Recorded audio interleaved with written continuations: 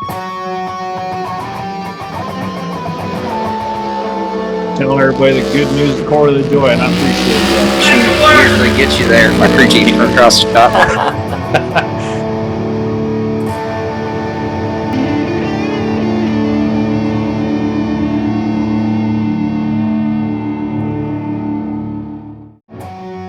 What's going on, y'all? This is Josh from Team Super Shoe, and welcome back to another episode of the Shoe Show. We are not talking comfortable shoes that you wear when you retire because you are a NASCAR Hall of Famer. No, we are talking about the one and only Corey LaJoie, the super shoe of NASCAR, and just anything NASCAR related. Super pumped to have you guys here today. We are hanging out with Corey LaJoie's father, Big Randy LaJoie. Randy stops by and we talk a little bit about him becoming a top 75 greatest NASCAR drivers of all time. He was awarded that this year. We talk about home life and we talk about his career in the past and where he thinks Corey is going, how Spire is going. It's a really good conversation. I really hope you guys enjoy it. Otherwise, y'all, I appreciate y'all. If you could please like, comment, subscribe. If you're on YouTube, if you're on the audio realm, please rate and review. And if you guys haven't joined us on Facebook, that's where this has all started. It's a group on Facebook called Team Super Shoe. We have a lot more conversation there than we do here. This is more or less just kind of an outlet to do cool things like interview. So otherwise, y'all, I hope you enjoy Randy LaJoie. All right, we'll start in 3, 2. Man, well, I feel honored that y'all asked me to be on the Shoe Show. NASCAR's putting out a list of the 75 greatest NASCAR drivers overall. Here, right here, the paper's been printed already. Extra, extra. Randy LaJoie is the champion. He's joined down here by Mom and Dad LaJoie. Oh, the level and in trouble is 07 LaJoie. Randy LaJoie slamming into the wall. Randy LaJoie out of Norwalk, Connecticut, destroying his automobile. And, that race car, I can't say enough. That's the base motorsports team. It's hard enough to win one championship, to come back and win two with two different drivers 2 years in a row. Pop, you made the cut. Top 75. I got chills. Now, you don't wake up when you're 10 years old racing go-karts and think you're going to get something like this. But that's pretty damn badass. All right, y'all, we are back, and we're hanging out with somebody y'all know pretty well. He is the two-time NASCAR Busch Series champion. He was recently awarded one of the top 75 greatest NASCAR drivers of all time. He saving lives currently with the joy of seating with his premium seats there, and he's the father of the guy that we talk about on a weekly basis. Big Mr. Randy LaJoie. How are you, sir? Doing great. Yourself? Good, man. Thank you so much for coming on the Shoe Show. And, this is obviously a show that we talk about your son a lot, and we wanted to bring you on and kind of interview you as well. I'm honored to be able to talk to you and to bring this to Team Super Shoe. So thank you, sir. You know what? I'm ready to go. You don't get to talk about it as much. I started as Don LaJoie's son, and then I worked into when my dad started getting called, oh, you're Randy LaJoie's dad.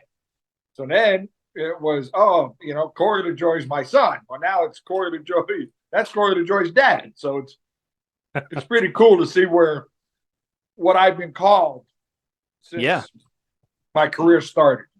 Yeah, well, that's something to be proud of for sure. I mean, the LaJoies have done a lot in the NASCAR series, and looking forward to more. So this year, it's the 75th year of NASCAR, and you have gotten some well-deserved recognition from, like I said, you were awarded one of the top 75 greatest NASCAR drivers of all time, and you've had also little recognition here and there from Miller's signs and tees where they made family tradition shirts and coffee mugs, and after 19 years of being retired, you're still being recognized, and I wanted to know what that meant to you.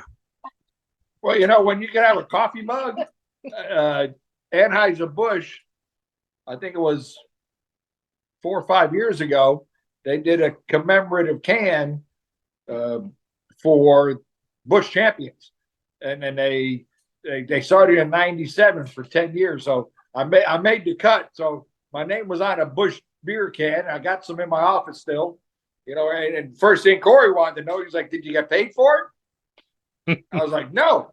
He's like, why not? Well, they gave me a couple cases. He's like, no, that ain't how you do it. I said, well, I didn't grow up, 62 years ago and say, hey, my name's going to be on a Busch beer can.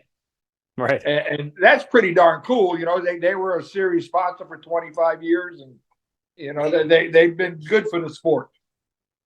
Awesome. Well, it's really cool to see all the attention that you guys have been getting. And as a fan, it's just been something that I'm excited that you were recognized this year. So has to mean a lot. It does. I mean, when you think of the thousands that have raced, and I'm one of the 75, it's quite an honor, and I wasn't expecting it the way they did it with Corey's podcast. That was cool, but it was something that it is neat to be honored like that. Right. Well, we all know that you are hard at work every day at the Joy of Seating and making some awesome race seats for all sorts of different race cars, not just NASCAR. And I wanted to know, is there something that maybe like a story that you've taken home that really is meaningful? Maybe a story of, a driver that said you saved my life, or you have any cool stories from the Joy of Seating? Well, I mean, those are my checkered flags now. Before you used to compete, you would beat people, you get to the checker flag, get a trophy. Well, when you don't do that and you get a call on Monday morning and say, hey, my kid flipped, he's okay, car's destroyed, thank you. I mean, that's a checker flag. That's as good as any checker flag I've ever had, knowing that we kept somebody a whole lot safer than they wouldn't have been. I mean, it's a very dangerous sport. People still don't realize it, but anytime the knowledge that we've accumulated over the years, I've been a big advocate for the short tracks and trying to get that safety information to the short tracks, because those are the ones that need it most, because they don't have the drivers meetings like the NASCAR guys do. All the touring series, they get to see all the safety updates. I'm very privileged to get to see all of that through the R&D Center. But, I mean, we've been doing this stuff now for 25 years, pretty much, since Steve Peterson. Steve Peterson started this probably 94, 95, the safety initiative. But in 2001, he got ramped up pretty hard, pretty fast. And it's still trickling to the short tracks. It's not – the short tracks need help. I think the racetracks could help by not letting people race without a containment seat, good belts, a head and neck restraint, and it got to be mounted right. I'm working on racetracks to just give the guy the $30 back and say, hey, go fix your stuff, because I'm not going to let you come in here and play Russian roulette. I mean, that's what you do when you play racing. When you go racing, it's if you can eliminate bullets out of the chamber, and that's your safety systems. And you can take all the bullets out, and it's probably not a bad game of Russian roulette. But if there's only one bullet in there, it could get you. And you don't need your safety equipment until something goes wrong. Right. And then you wish you had everything. All right.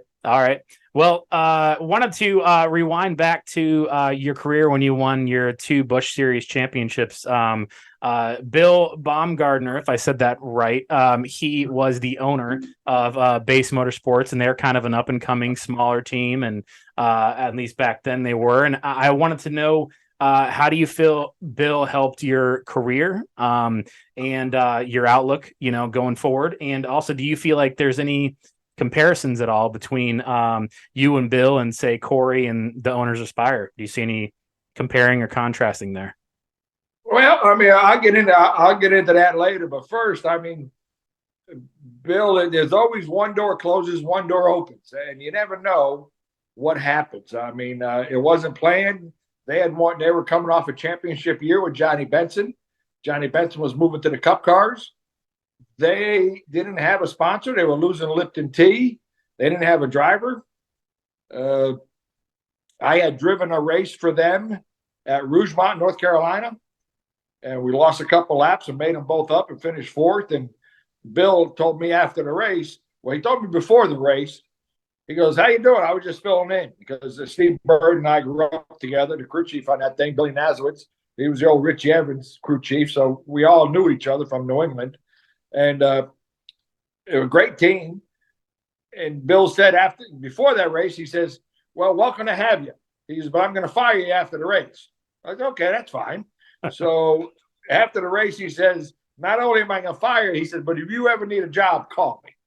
Well, okay. So that year, the following year, I went cup racing.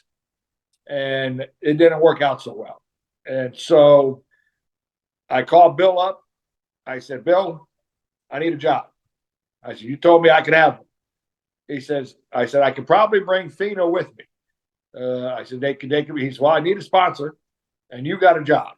So they went on to win the championship. So I just moved into a championship team. And, Johnny won 2 races, and I said, okay, I want to win at least that many. Well, we ended up winning 5, and we won the championship. And following year, we backed it up, another 5. And I thought I could win 5 races a year for 10 years.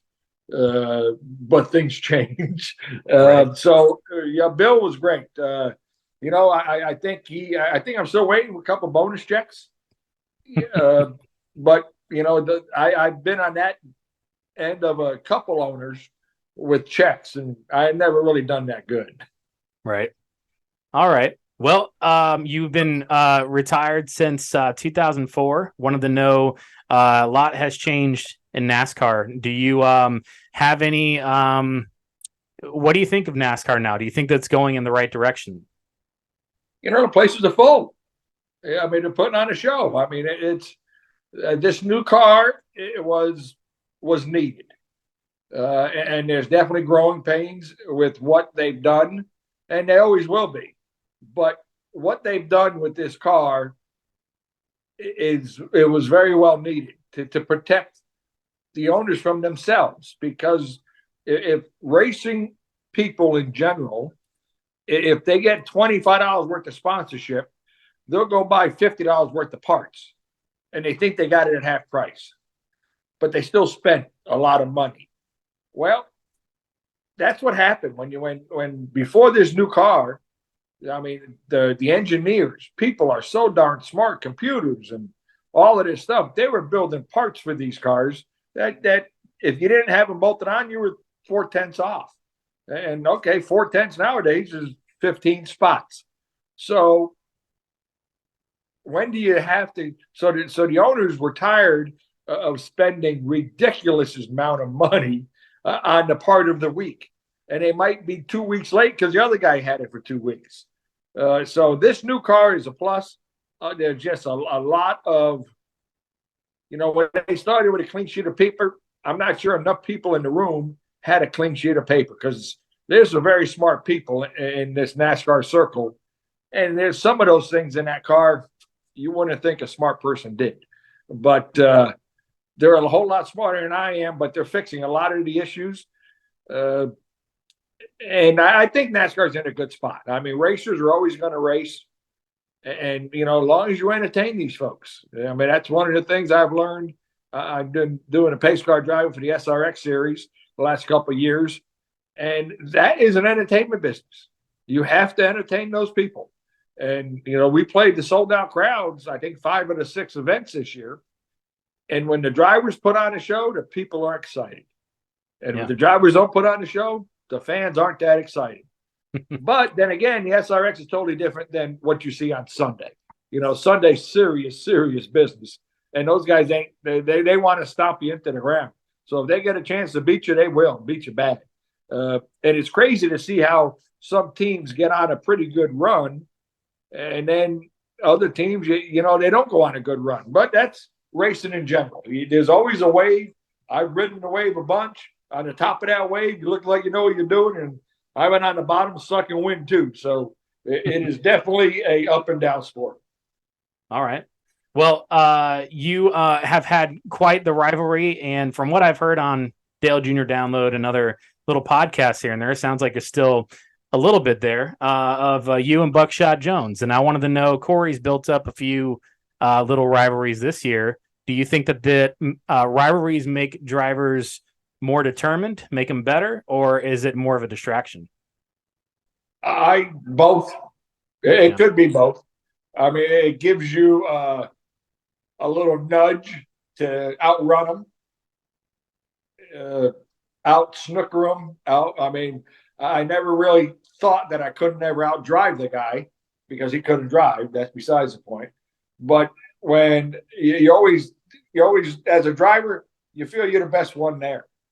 And if somebody's doing something and they're in front of you, their car has to be better because I'm the better driver. And that's something that you always kind of have to look out. But, back in the day, that race team that Buckshot had was awesome. They had the best darn equipment, best motors money can buy.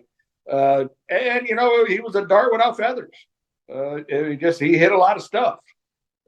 And sometimes I hit back. And, I think the problem is he probably cost me 1 or 2 visits up to Pittsburgh to see the concussion doctor. And, that's not a lot of fun. I mean, at the end of the day, I got too well acquainted with left side wall hits. Thank you to his bumper. So, I'm not a fan. I don't send him a Christmas card. And, I'm probably not going to go out of my way to help him. Right. Well, speaking of rivalries and speaking of Corey, wanted to know, do you obviously you've seen Corey's probably seen every one of his races. And I know you sit there and watch it with us on TV unless you're there in person. And Corey's mentioned it, how you will watch the race chat or the race audio and everything on NASCAR.com. And so we're right there with you. Do you see any of yourself or of your father in Corey's racing or in Corey's mannerisms at all? Absolutely. When I grew up watching my dad with everybody he was competing with, whether it was out NASCAR racing in a modified tour or Danbury, you watch it. And I thought my dad was, he's a Hall of Famer. He was really good. And it was enjoy. The high point guys never started in the front. They always had to start in the back. So all the good guys were always 8th to 14th. Well, those guys had to go pretty darn good to get up to the front in 25 laps, and learned a lot from watching my dad. I never got to watch myself. I watched Corey, and he's as good as I've ever seen. I've seen tremendous race car drivers all across the country. I've been to 180 racetracks. So from growing up and watching my dad to watching Corey with what he's done, it just aggravates me when he makes a mistake, because at that level, you have to limit your mistakes to have a good day. Yeah. He's told us about it. He's told us about he's got a good day if he didn't get any text messages from you. So correct. Corey's mentioned a few different stories in his podcasting and just interviews and whatnot of him growing up and of how you fathered him and whatnot. And I wanted you to tell the viewers that maybe hasn't heard the story before, why it was that when Corey's, young and up and coming in different racing series that you made him start in the back. Well, I mean, that's because you had to learn how to pass. I see that all across the country with young guys that you can run fast, but then again, you start in the pole and you're okay. But then when you get the lap car, it's like, what do we do? So, I mean, I think the first 2 years, that no matter what, we started in the trunk. And one story, we're at Concord. He was racing at the little track at Concord, Bandoleros. And the national champion, Jordan Penninger, he ended up setting Corey. I hired his dad to set up Corey's car. I said, listen, put the same thing your kids got in this thing, and we'll figure out how to drive it. I listened to Larry Mack, and we over-engineered everything. And I was like, put this thing into square one, and that's it. And he said, okay, all you need to do is check the air pressure. I said, I can do that. So we're getting ready to practice. Corey went out, practiced, and, he was turning 11-0. And next practice, this Penninger kid goes out, and he's running 10.8s. And I was like, well, okay, but everybody else is running 11.2s. I said, we got everybody else covered, but we're 0.2 off of this guy. And I listened, and I was okay. He's running the racetrack wide open. So Corey happened to be out of the car, and I yelled to him to come up. So he ran up where I was standing. I showed him the stopwatch. I said, you're 11-0s. Look at this. And he looked, and he looked, he listened. I said, what's he doing? Because he ain't lifting. I said, okay. He said, I can't pass him if I lift. I said, okay. Well, he got back in his car, and it was like a light switch. Right from then on, he has too much problems holding it wide open now. Sometimes I wish he lifts a little bit. All right. Yep. Well, we've heard a lot of little cool, unique stories that he said. The other one that stuck out was the one about how I guess it was kind of his light bulb moment, his moment that he realized this is what I was going to do, is when I guess he was going to school, and he was also building his race car on the side, and had enough credits to come home early, work on the car, and he was just nonstop every day. And I guess he was complaining to you, and you said, well, you want to race or not? And he says, hell yeah, I want to race. So it's interesting story. He had to build 2 cars to win 1 race, at Rockingham. We built a brand new late model. Steve Levitt built a beautiful car. We went down and tested. Arco was there. I think there was 3 late models. Well, we were the fastest car there. And he's never been there. And okay, we were good. I said, okay, this is good. And last run of the day always is, I'm getting ready to climb up on a truck to watch. And I heard crunch and a thud. And somebody said, hey, that was Corey. He just hit pretty hard. And I was like, shit. So I jumped in my street car, hauled ass to the backstretch, seen a tire going down by itself, looked, and I could see the car was bent in half. I mean, it was bent, and I was, okay, where the hell's Corey? Well, he was standing up by the wall trying to catch his breath and knock the wind out of him. So I get out there, you okay? He was trying to get his breath. And he finally gets his breath. He's like, just killed the car. I said, well, the car can be replaced. Are you okay? And he's, I don't know. I think so. But yeah, it was as bad as a wreck as I've ever seen before the safer barriers at Rockingham.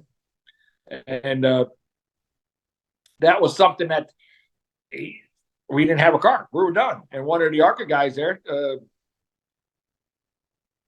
Eddie Sharp. Eddie Sharp was there, and he had a couple ARCA cars. He goes, hey, Randy, he goes, I got a sister to that car sitting in my shop, and it could be ready in a couple of weeks.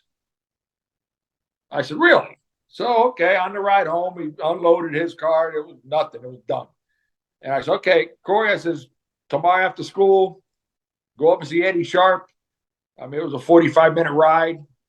I said, see what he has. He says he's got a car, and see if you want to do it. Okay. So I remember sitting on the couch, and he come home, and he's like, no, I ain't going to do it. How come? Too much work. It's like, the guy told me 2 weeks to be done. I said, we got 3. I was like, yeah, well, I'll get the motor taken out, have it checked. He says, we got to build the car. I said, well, build it. So you already built one. And sometimes owners' versions of complete cars and then drivers and mechanics versions of complete cars are a little different. I've had a couple of those where guys are like, hey, you want to come drive my car? It's brand new. Yeah. And then you go in there and the thing's 5 years old, but it is brand new because they just got it out of the body shop. So they put new paint on it. So that was something like this with Eddie. I said, Eddie, what's up? He goes, well, I'll get a couple of my guys during the day to help them and stuff like that. But that's when he come in. He goes, I can't do it. I said, you want to race? Yeah. I said, then you're going to have to do it because that's the only option we have. And then lo and behold, he went down there and won the race. So that was, like you said, that was a turning point for him. And, he's been switched on pretty much the whole time since. Yeah. Well, all of us at Team Super Shoe, all of us Corey LaJoie fans, we are appreciative of your, being a hard ass on him because we have all found Corey through his, hard work and blue collar, somebody that we can relate to. And it's unfortunately kind of a hard thing to find in the field nowadays, So we appreciate you, keep being mean to him. I'm all right with it. Well, I mean, I think he calls it tough love.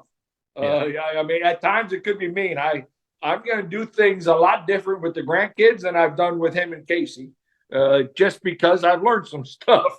And, at the end of the day, when you're a race car driver, you have to be selfish. Right. And I found out I was very selfish. And it's something that I need to make up for, because at the end of the day, I got 2 beautiful grandkids and hopefully more on the way. And my lovely wife has done such a good job with the boys. It's been a great ride. Awesome. Well, Randy, got one last question for you, and then you're free to enjoy more cupcakes. So before we're recording this, it's going to come out in a few weeks, and hopefully it's this weekend in Daytona. I'll be there, but wanted to know. Corey gets his first Cup win. I wanted to know what that would mean to you and to the family. It's just huge. I mean, it is. He's done such a good job behind the wheel this year. It's similar. Okay, you want to know comparisons from Bumgarner to Spire. It's if they're not racers, it makes it difficult to go to victory lane, because it's a different want. Racers thrive on getting to victory lane. They'll do anything they can to get to victory lane. When you got guys chasing dollar bills, the competitive part goes away. And then you're just okay. And maybe we'll win one, maybe we won't. Maybe we could gas one in, maybe we could weather one in. When you come off the truck and you're in the top 10, when you qualify in the top 10, you have a chance of winning a race. You're not going to come off the truck and practice 30th and qualify 30th and win a race. That's not winning a race. You might luck into one, but a racer mentality, if you practice well, you qualify well, and you race well. You limit mistakes, you'll have a shot at it. And hopefully they get a chance to do that. I mean, I think this week here, if he could qualify better than 20th, I think he'll have a shot. It's hard, because nowadays these cars are so darn tight. You get back to 20th to 30th, you get it to the top 10, but getting that, you need that 10 spots before you even get going. So if he could qualify in the top 20 and not have to start in the back like road course this week, I mean, he's done a good job. Did a great job at Chicago. Did a good job at Indy until he sped on pit road. And then, this week here, they qualified 10th, and they would have had a top 10 car, but something happened in the shock before the event even started. So that just puts your track position means so much. And, some guys seem to get a whole lot more track position during others than during a race. I mean, even back in my day, Greg Biffle, when he was in that 60 car, Randy Goss was the crew chief, they would start behind us, because 9 times out of 10, he would wreck in happy hour. He would drive into the fence, so he had to start last. Well, for about a month straight, he would win 4 races out of 2 months. And I finally told the crew chief, I said, hey, whenever Biffle pits, let's just follow him, because he always finishes in front of us, but he never passes me. It's just how their strategy was. So once we started copying what he was doing, we had a whole lot better season. So, that was 20 years ago. So if you got to start copying somebody that usually does pit calls, okay, let's do what he does, and we'll see how that works out. Right. Well, Randy, I thank you so much for coming on the show, and it's truly an honor to be able to talk to you. And I hope all the fans enjoy this conversation. Man, that was a pistachio muffin. It wasn't a cupcake. Oh, okay. Cupcakes are next week. It's my birthday. All right. Well, happy early birthday, and Randy, thank you so much. Thank you. All right, take care.